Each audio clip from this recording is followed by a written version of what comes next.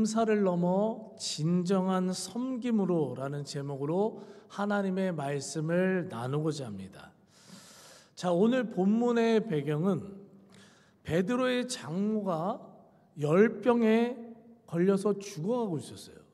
죽어가고 있었는데 예수님께서 오셔서 그 장모의 손을 잡아주시고 일으키셔서 그 죽을 병에서 고쳐주시는 이러한 사건이 기록되어 있습니다.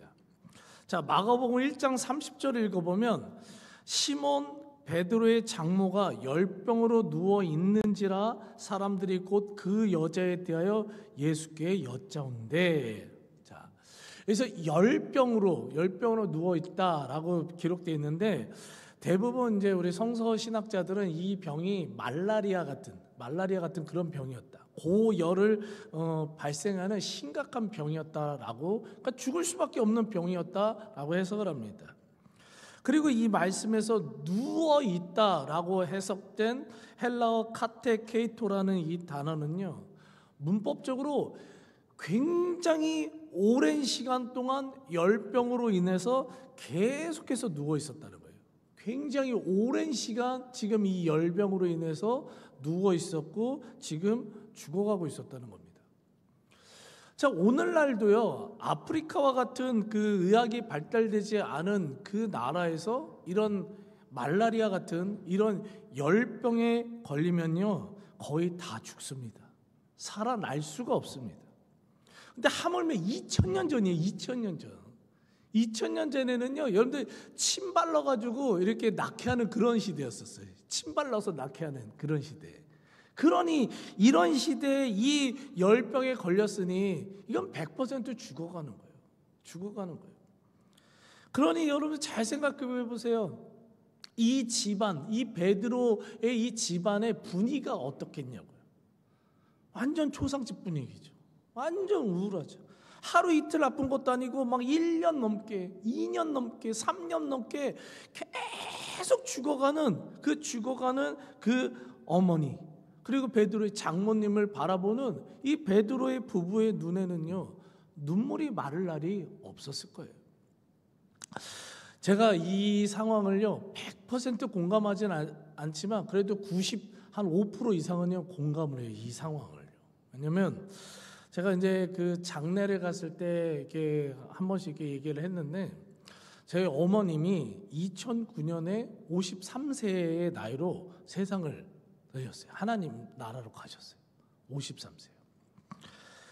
맨 처음에 이제 당뇨 합병증이 오셔가지고 그 저를 임신했을 때 그 임신성 당뇨가 시작되셨다고 그러더라고요.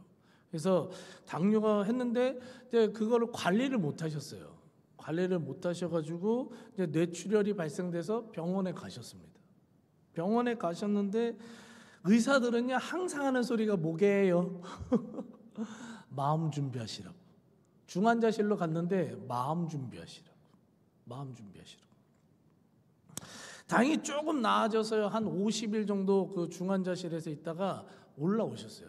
일반 환자실로 오셔왔지만 이미 뭐 반신불구가 되셨죠. 그래서 제가 1년 동안 어머님 그 대소변을 제가 다 받아들였어요. 왜냐면 어머님이 그 간병인이라 있는 게 무섭대요.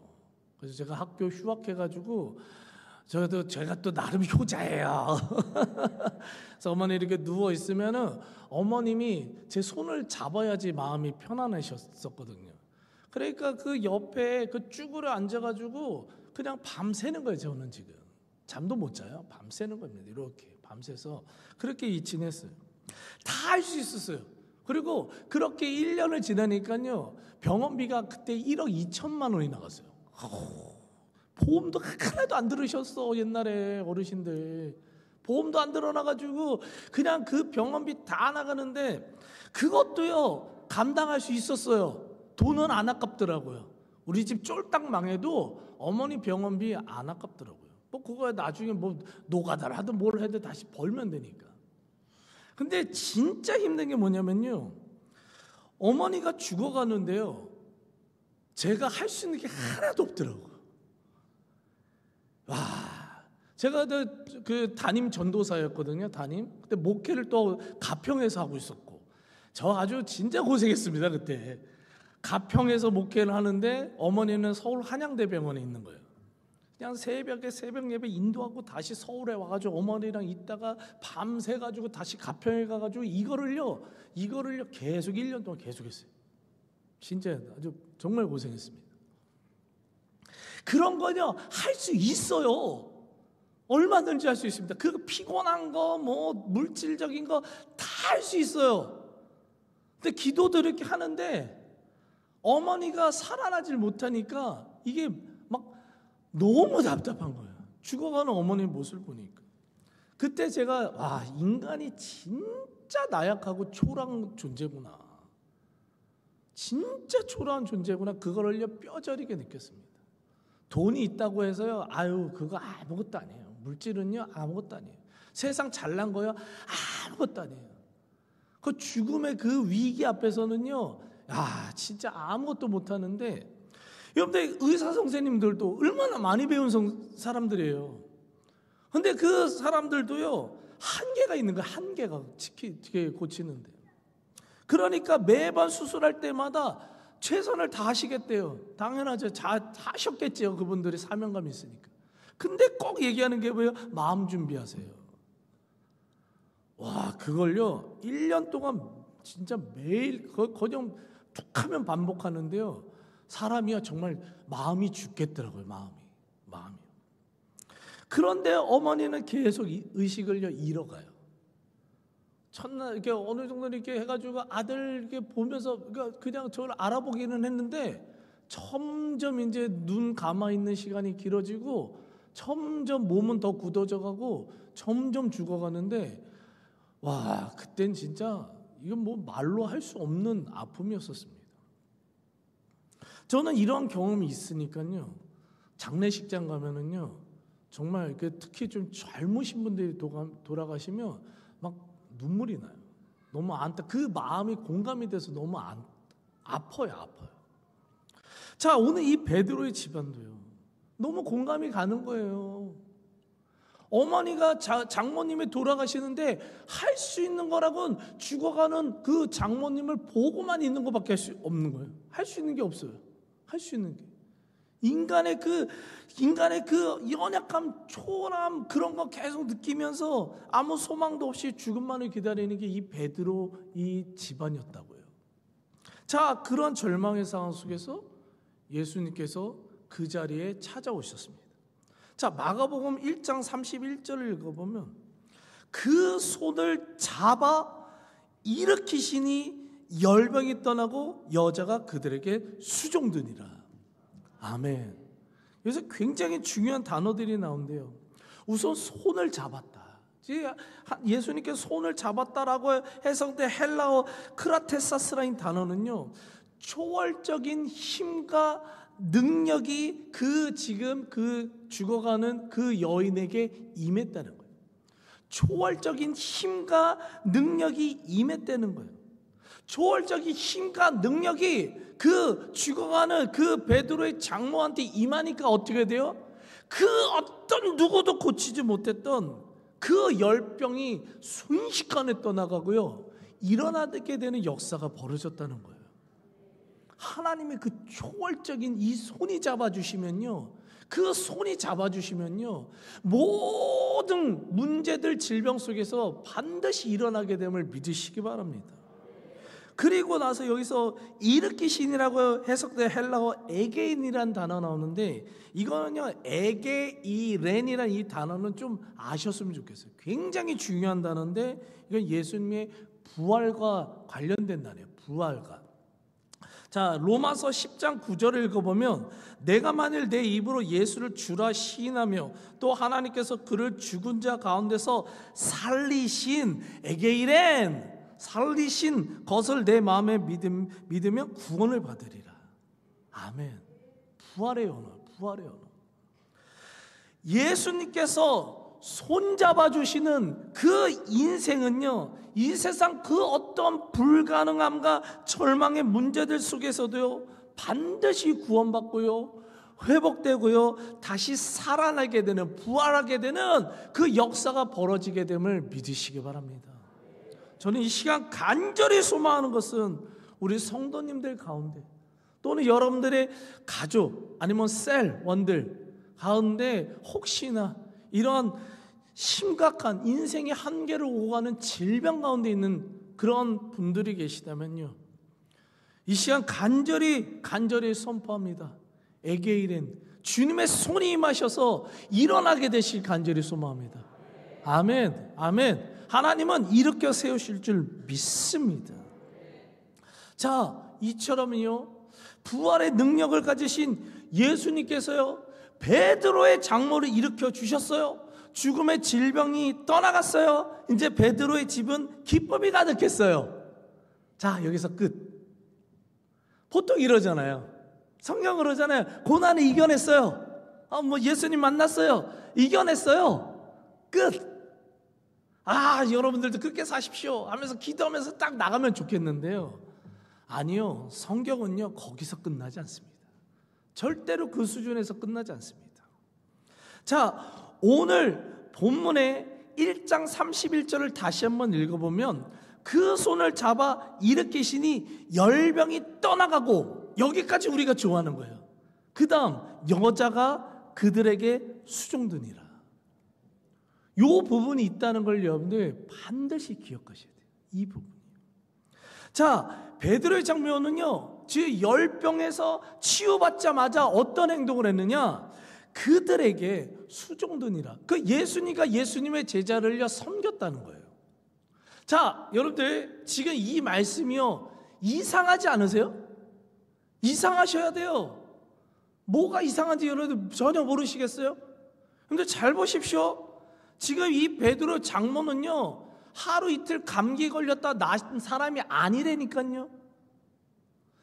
수년간 지금요 아주 죽을 것 같은 그 병 속에 누워 있었던 사람이에요.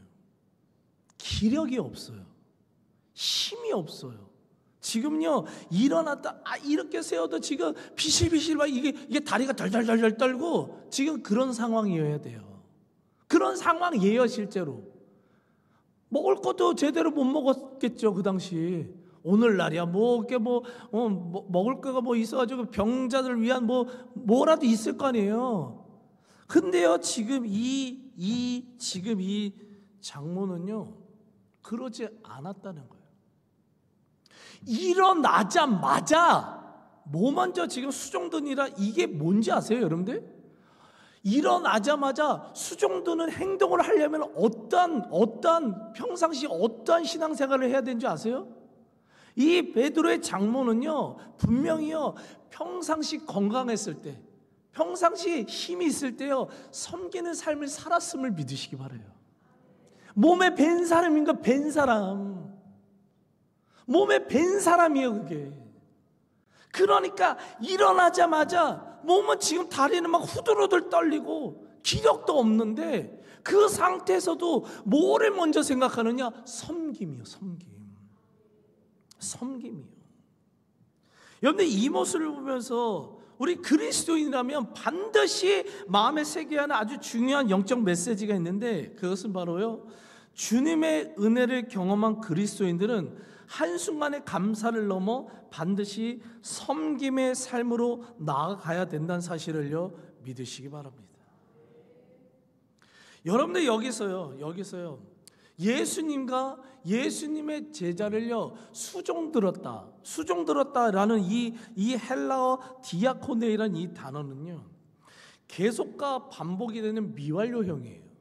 그러니까 계속과 반복이 되는 그런 활동을 나타내는 지금 단어거든요.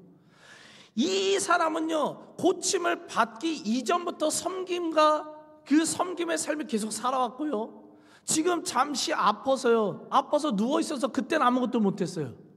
근데 다시 회복되자마자 그 과거부터 해왔던 그 섬김의 모습, 그 수종드는 삶의 모습이요 지금도 계속되고요, 앞으로 천국에 가는 그날까지도요 계속 된다는 이 뜻을 가진 게 바로 이 본문에 나오는 이 수종드니라 디아코네이라는 단어예요.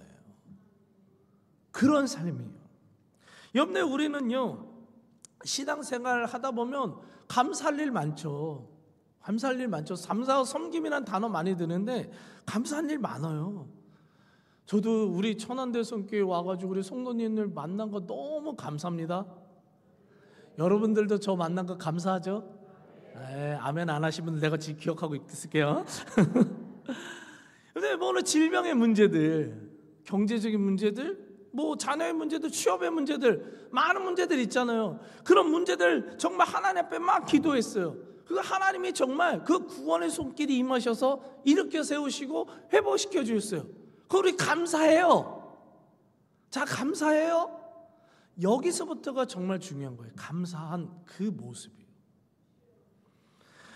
여러분들 감사하는 마음으로 더 주님 잘 섬기고 더 예배 잘 드리고 더 감사하는 마음으로 겸손하게 신앙생활 해야 될 줄 믿습니다. 그렇죠? 다 아세요. 지금 아멘한 거 보니까. 근데요, 안 그런 게 더 많던데요. 제가 보니까 삶의 문제를 딱 해결받아요. 그럼 우리 어느 정도 신앙생활 하신 분들은 하는 게 있어요. 뭐예요? 감사헌금. 딱 감사헌금 준비해요. 그래서 막 뭐를 도와주시고 인도해 주셔서 감사합니다. 하나님께 재물을 딱 바쳐요. 그리고 나서요, 몇 번의 예배는요, 정말 감사해 이렇게 하면서 막 예배를 드려요. 근데요, 삶이 너무 평안해지거든요. 삶이 너무 평안해지거든요. 그러니까 어느 순간요, 영적으로 게을러지시더라고요. 그 전에는 그렇게 막 부르짖고 막 예배 자리 찾고 막 하나님 앞에 막 감사함으로 막 주님 앞에 나왔는데 평안해지는 게 이게 문제예요. 평안해지는 게. 여러분들 신앙생활은요, 여러분들 고난이 닥쳐왔을 때도 여러분들 신앙의 모습이 한번 드러나요. 이 사람이 정말 믿음이 있는 사람인지 안 드러나요. 근데 진짜 드러날 때가 언제인 줄 알아세요? 평안해졌을 때예요. 평안해졌을 때요, 신앙이요 변질되는 분들이 더 많습니다.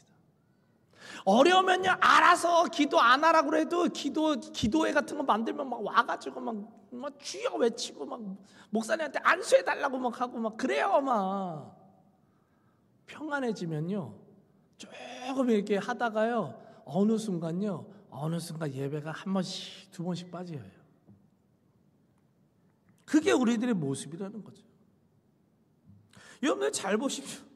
만약에 여러분들 자녀들이 있잖아요. 자녀들. 자, 여러분들 자녀들이 어느 날 큰 문제를 만났어요. 막 죽을 고생을 하고 있는 거예요, 얘네들이. 그러면 여러분들 가만히 보고 있겠어요? 당연히 도와주죠. 그래서 정말 큰 마음 먹고 내가 꼼쳐놨던 그 모든 돈을 다 모아서 얘를 도와줬어요. 자녀들을 다 도와줬어요. 그러니까 이 도움을 받은 자녀들은 엄마 사랑해요, 아빠 사랑해요, 뭐 이 은혜 꼭 갚을게요, 막 이제 해요. 그때는 막 좋아가지고 막 감사하다고 하고 막 명절 이제 시간 지나서 명절 때 와가지고 막 큰절하고 뭐 선물도 사오고 용돈도 크게 한번 드려요.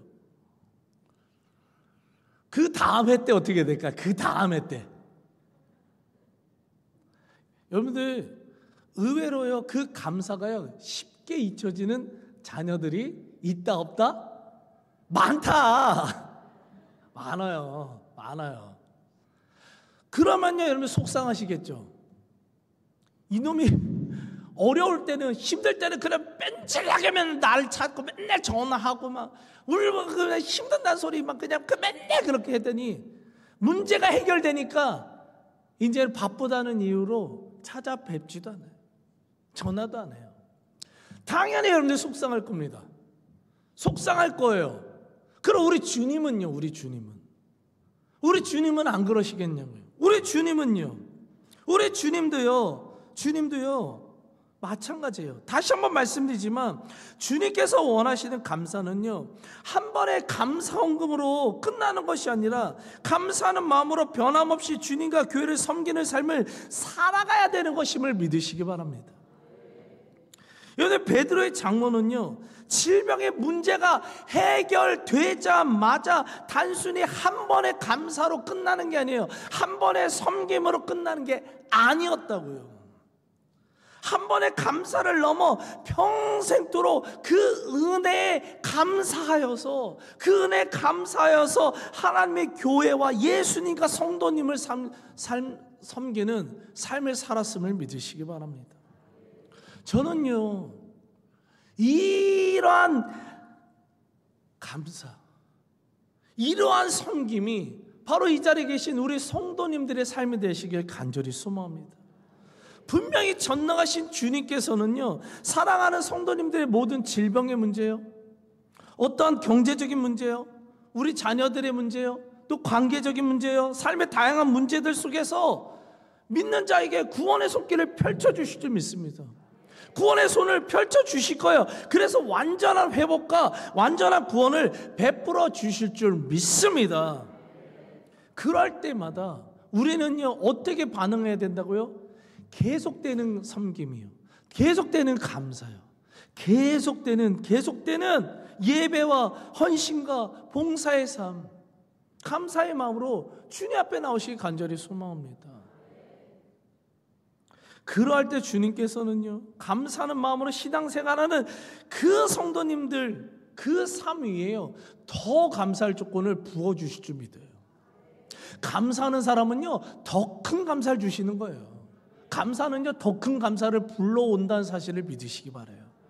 그렇기 때문에 여러분들이 이 감사가요, 단순히 그냥 감사 헌금이요, 하나님께서 아이고 감사 헌금 그거 100만 원 1000만 원 바친다고 하나님께 그게 뭐가 되겠어요? 하나님 뭘 더 기뻐하실까요? 뭘 더 기뻐하실까요? 여러분들 감사는 마음으로 교회를 섬기고 하나님 섬기고 예배하는 거예요. 그거를 더 기뻐하실 줄 믿습니다. 그렇기 때문에 여러분들의 그 감사의 삶 위에, 섬김의 삶 위에 하나님이 여러분들을 더 감사할 조건들을 채워주시고, 또 여러분들의 섬김을 통해 우리 교회와 우리 가정과 삶의 모든 영역에서 그 주님의 구원의 손길이 날마다 임하시기 간절히 소원합니다. 그래서 죽어져 있던 모든 것들이 다시 살아나는 부흥의 일상이 되는 그러한 삶이 여러분들의 삶 가운데 넘쳐나시길 간절히 축복하며 기도합니다. 아멘. 우리 찬양